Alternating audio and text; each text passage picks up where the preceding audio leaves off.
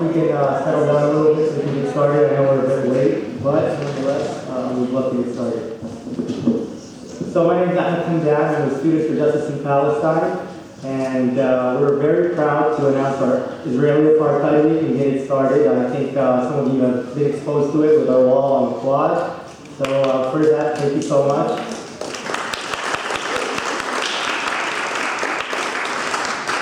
Just for your own reference, if you guys are interested, the wall will be up after the event, and it's actually on the quad in front of the English building. And actually, my executive board members, Leah, would let me call. I'd like us to get a shout out. Thank you guys. We spent a long time working on it this weekend, and really at the cost of our school and academics. So for that, I would love you guys to go out there and look at it. So anyway, just a little brief introduction about IAW's Israeli Apartheid Week. It's actually a nationally coordinated week that Students for Justice in Palestine across the nation with all chapters have their own Israeli Apartheid Week, in which we go to college campuses and we target our audiences to raise awareness and to get people sort of discussing the topic of Israel-Palestine conflict, and to get them a little bit more informed about what's going on there and how the United States is involved. So for this, we have a series of events, including lectures, interactive events, such as the wall activities. And last year we had a demonstration, and this year we'll also be holding demonstrations across the week and on the quad. And we also have the culture night, just as other SGPs do. So please do come by the wall and attend our lectures and look at our Facebook events. I don't want to really plug in too much because today the focus is on Anna, so we'll move on with that. But what I did want to discuss was actually our venue, the Channing Murray Foundation. First and foremost, thank you so much for hosting us the second time this year, and we've had a delightful time with you. And the reason that we're hosting it off campus, technically off campus, is because of the scholarly boycott against our university. So for those of you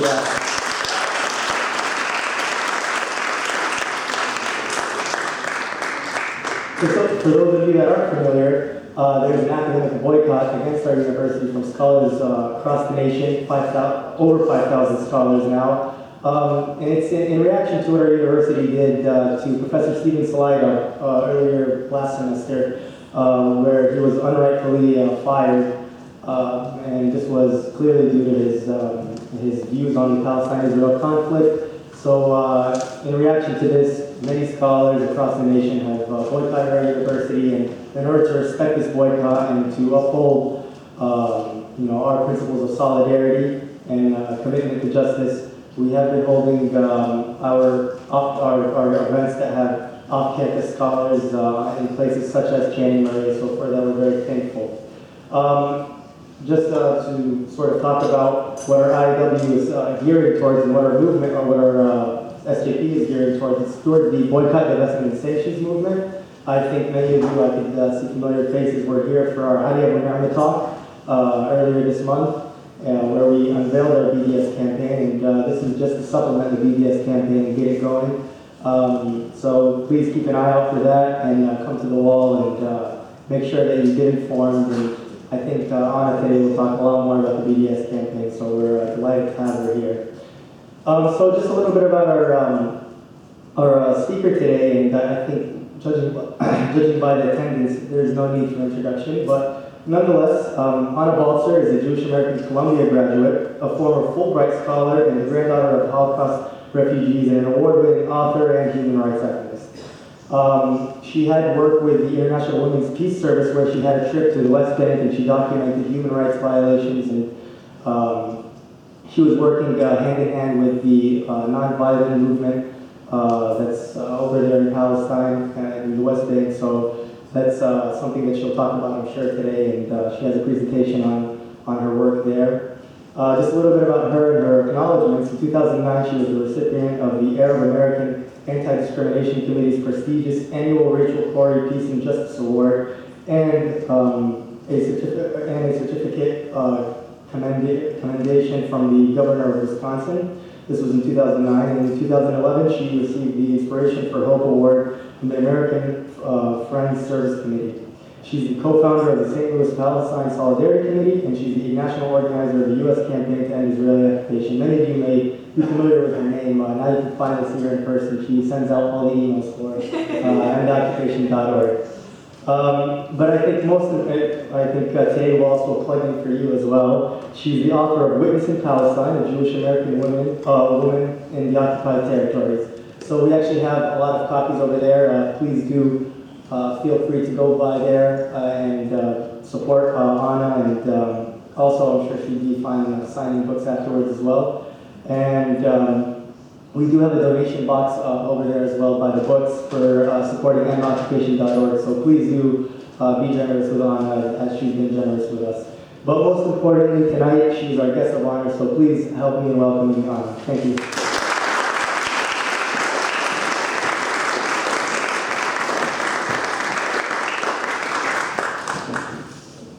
Thank you so much, Anna. Wow, it's really an honor to be here in Urbana presenting to you guys. Thank you so much to Students for Justice in Palestine, first and foremost, for all of your incredible organizing. It is really humbling. I work as national organizer with the U.S. campaign, but the truth is that the students you guys are leading the way. We're just trying to keep up. So it's really humbling to be here in front of you, and I know that many of you guys really are leading this incredible movement around the country. And I'm here hopefully to be able to support your incredible leadership and efforts. And I really am very grateful in particular also to the Channing Murray Foundation for providing this space and allowing us to do this presentation without violating the important boycott that of course none of us would violate. I'm going to, and I also wanted to acknowledge my friend Andy, who many of you may know from his tearing up his diploma in protest. As to firing, anyway, Andy's an old and dear friend of mine and has helped a lot with the activism that we've done together really over the years. So he lives in Monticello, so I hardly get to see him. It's great to be here and to have him here, and I know that he's a great supporter of the great work you guys are doing here on campus. So I'm going to start out, and I know that there's sort of a mix in the audience today, but that there's maybe a few people who could benefit from some of the basics of what's going on there, and then probably a lot of folks who would like to dig a little deeper into what's going on right now and the movement itself. So I'm going to try and provide a bit for everybody, and I hope that, if one part of the presentation isn't as compelling as another, you'll just hold on and vice versa. So I hope that it will be beneficial for everybody. I'm going to be talking a bit about Israeli occupation and apartheid as I saw it on the ground, the history of the situation, and then crucially, what does this have to do with the University of Illinois? What does it mean for people here on campus, and what can we do about it? And then of course there will be a time for question and answer as well. So please hold on to your questions, and I'd love to get to them at the end. I'll just give a quick introduction to myself. I'm a Jewish American. I grew up with a very sort of pro-Israel perspective. I live in St. Louis, Missouri, just 3 hours away from here. And I actually sort of got into this work when I was teaching English in Turkey after graduating from college, and traveling through the Middle East, began to meet for the first time, at least knowingly, Palestinian refugees. And it was through my friendships with many Palestinians that I started to hear for the first time in my life a very different perspective from the one that I had grown up with. And through these friendships, I started to hear these different stories. I was very upset by what I heard. I didn't really want to believe that Israel could be anything but the sort of peace-seeking, victimized, democratic nation that I thought that it was. And I was very challenged by what I heard, and not knowing really what to believe anymore, decided to go see with my own two eyes what was happening. So some of these are photos I took when I actually went to see for myself what was going on. And I'll sort of jump right into the presentation because I think that's what we want, that's what we're here for. But I'll say one more thing before the presentation, which is that, and for the parts that might be more basic for you guys, maybe there's something useful also in the way that that they can be presented to folks that you're meeting at the wall, etc., who maybe aren't as versed in the basics of occupation, Israeli apartheid. But I wanted to clarify 3 different categories that can be very confusing for people, and that confusion can prevent people from being able to really move forward on this issue. So I wanted to distinguish between what it means to be Jewish. So someone who's Jewish is someone who's of the Jewish religion or lineage. So my mother's Jewish, my mother's Jewish, etc. It's lineage. And that to be Jewish is different from what it means to be Israeli. An Israeli is a citizen of the state of Israel. And to be Israeli is different from what it means to be a Zionist. Zionism is a political ideology. It has different definitions for different people, but essentially, as I'm defining it in this presentation, revolves around the idea of having a Jewish state in historic Palestine, regardless of what that means for the indigenous population. Anyway, these are 3 separate categories that can be very confusing for people, and sometimes they overlap in the same person, but they're not the same. There are Jews who aren't Israeli, like myself. I'm a citizen of the U.S., not Israel. There are Israelis who aren't Jewish. About 20% of the population with Israeli citizenship are Palestinians, 1948 Palestinians who are citizens of the state of Israel. There are Jews who are anti-Zionist, who say this land should be for anybody who's been living there for generations, first and foremost the indigenous population itself, regardless of their religion or their ethnicity. And there are Zionists who aren't Jewish, for example, Christian Zionists, who are not in any way about preserving Jews or Judaism, but are very much about Zionism and bringing about the Armageddon, speeding the return of the Messiah. Anyway, these are important distinctions to make. First of all, because we don't want to in any way associate what Israel's doing with Judaism. Occupation, apartheid, these things have nothing to do with Judaism. And likewise, to speak out against apartheid and occupation and home demolitions and land confiscation and settlements and colonization and apartheid is not anti-Jewish. It's in line with a tradition of social justice in many faiths, including the Jewish faith. And so it's really important that we make that very clear, and we really kind of expose that when somebody is saying that criticism of human rights violations is criticism of Judaism, that they are making a very offensive parallel. And we need to call that out and expose it and not be silenced by it. So, all right, so just some of the basics of the occupation here, apartheid. So in the occupied Palestinian West Bank, there are 2 populations living there, Palestinians and Israelis, Israeli settlers, who I'll talk about, but they use separate roads. There are Palestinian roads, there are Israeli roads. Palestinian roads tend to be older, sometimes unusable, like this one. Israeli roads are built by the Israeli government for Israeli citizens living there, the settler population. On the occupied Palestinian West Bank, there are 2 different kinds of license plates. There are Palestinian plates that are green and white, Israeli settler plates that are yellow. So here you see, for example, that a Palestinian has to pull over to the side at what's called a checkpoint, while Israeli settlers can pass by without stopping because of their license plate.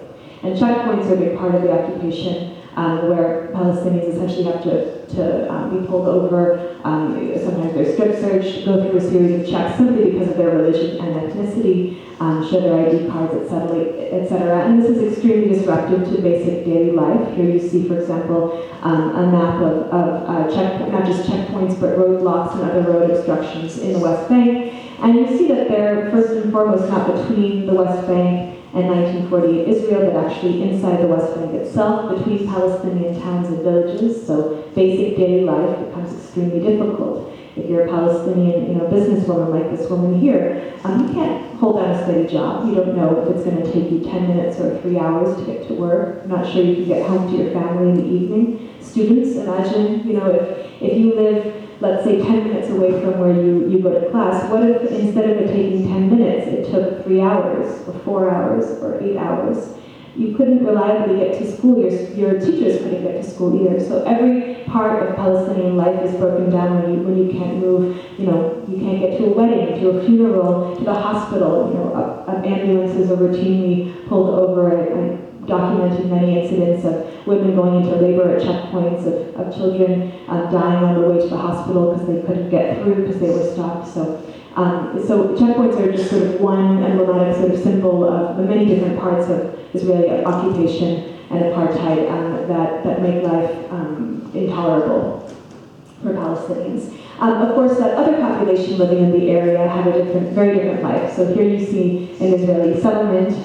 This is land owned by Palestinians, internationally recognized Palestinian land, and yet there's a city built right on top of it that's exclusively for Jewish Israelis.